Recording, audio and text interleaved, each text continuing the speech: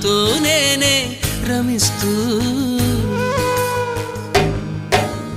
ఒంటరినై అనవరతం కంటున్నాను నిరంతరం కలల్ని కథల్ని మాటల్ని పాటల్ని రంగుల్ని రంగవల్లుల్ని కావ్య కన్యల్ని ఆడపిల్లల్ని జగమంత కుటుంబం నాది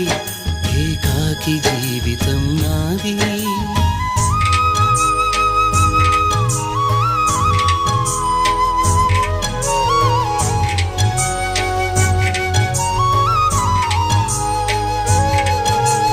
ఇంటికి కంటిని నేనై కంటను మంటను నేనై